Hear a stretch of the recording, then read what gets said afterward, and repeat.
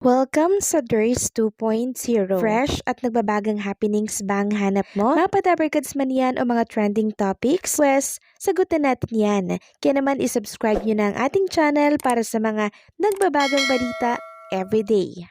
So, ayun, welcome back again sa ating YouTube channel mga Kadabarkads. And for today's video, ang pag-uusapan natin ay tungkol sa mga importanteng kaganapan sa loob at sa labas ng Itbulaga. So, kahapon nga po, tatlong mahuhusay na naman po na mga clones ang sumalang dito po sa comeback edition. At una na nga dyan, itong clone po ni Michael Jackson na si Alejandro Corpus III ng Quezon City. Sinundan naman ito nitong clone po ni Sharon Cuneta na si Rachel Clemente. At ang pangatlo ay si Stephen JC na clone po nitong si Freddie Mercury. At kahapon, ang tinanghal po na winner ay walang iba kundi po si Freddie Mercury na kung saan ay deserve naman talagang manalo. Grabe po yung reaksyon ng mga Dabarkads natin dito.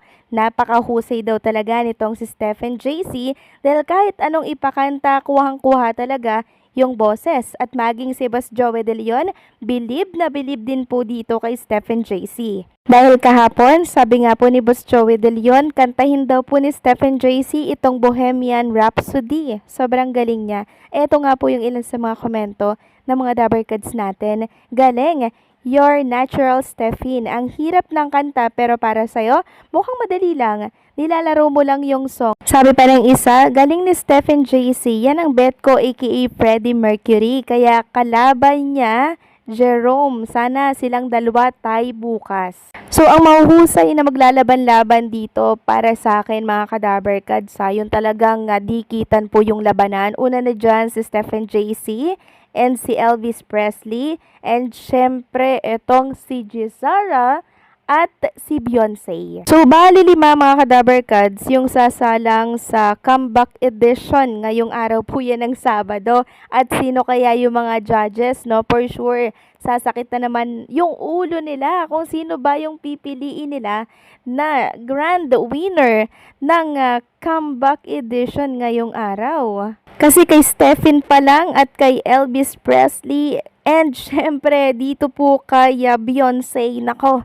talagang sasakit yung ulo nila dito mga Kadabarkads. So, dalawa lang po yung possible na manalo dyan sa grand winner eh. It's either Stephen JC or Elvis Presley. We'll see kung sino sa kanilang dalawa yung mananalo mamaya. Samantalang next topic naman tayo mga Kadabarkads. Pag-usapan naman natin ang tungkol dito kay Rachel Clemente. Napansin kasi ng ilang Dabarkads natin na after po ng pagsalang niya dito sa Itbulaga kahapon, nag-private na po siya ng account. At since natalo nga po siya kahapon mga Kadabarkads sa comeback edition, meron po ako mga nababasa na since natalo ulit etong si Rachel Clemente, parang na-open ulit, no? Parang pahilom na yung sugat, parang na-open ulit yung sugat, parang na-refresh ulit mga Kadabarkads. Kaya siguro, nag-private ulit siya ng kanyang account sa mundo ng social media. Mahusay naman kasi talaga yung mga nakalaban niya,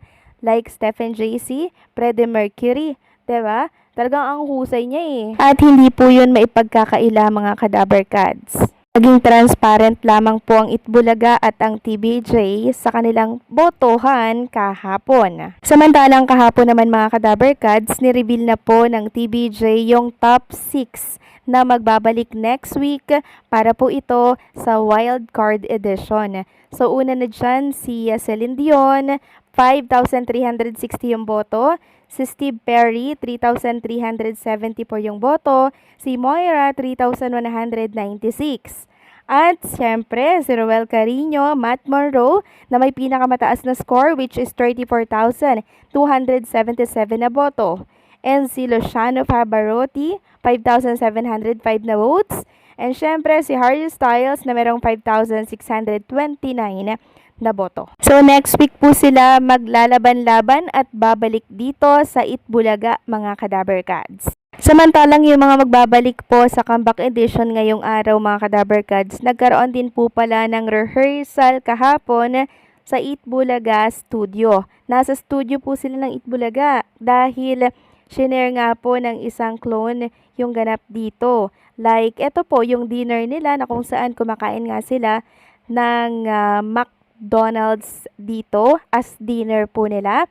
Makikita dyan si Beyonce, si Shirley Bassey, syempre, itong si Elvis Presley, and also si Stephen Tracy at si Jizara. So bago sila sumala ngayong araw, nag-rehearsal na po sila kahapon sa pangmalupitan at malakasan nilang magiging performance ngayong araw. At ang tanong, sino kaya ang mga judges? Sana naman akmang-akma po yung mga judges na isasalang dito sa The Clones ngayong araw dahil kung hindi, batikos na naman ang kalalabasan ng Itbulaga at ng TVJ nito pag nagkataon. At alam niyo ba mga Kadabarkads, bago po sumalang si Stephen Tracy dito po sa The Clones kahapon, galing po yan ng Jensan. Rekta po siya sa Itbulaga. Grabe, di ba? Ang pagod kaya nun mga Kadabarkads, pero worth it dahil siya po yung nanalo kahapon at ngayon, may laban ulit sila. Hopefully, manalo rin siya. Gusto ko rin si Elvis Presley. Paano ba yan mga Kadabarkads? Dalawa silang bet ko. Pero depende po yan sa magiging performance nila mamaya kung meron bang ibubuga at ilalabas pa na pasabog itong dalawang mahuhusay na to na kung saan ay ating napupusuan. Kayo ba mga Kadabarkads? Sino po ang inyong manok? At alam niyo ba mga Kadabarkads, nagkaroon po ng live din kahapon si Stephen Tracy dito sa studio ng Itbulaga at nakita nga natin na kasama po niya itong si Roel Carino or mas kilalang Matt Monroe clones mga Kadabarkads. Ibig sabihin ay isasalang po si Matt Monroe by next week. Nagtaping na sila nung para po next week.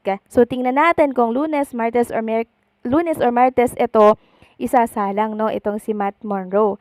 Kasi for sure, nagtaping na po sila. Ibig sabihin lamang nito, mga Kadabarkads, tinanggap na po ni Stephen Tracy ang offer na makabalik po siya sa The Clones. Yun lang yon mga Kadabarkads. Tinanggap niya na yung offer. Kaya wala nang issue na hindi siya babalik, na hindi nauurong siya mga Kadabarkads.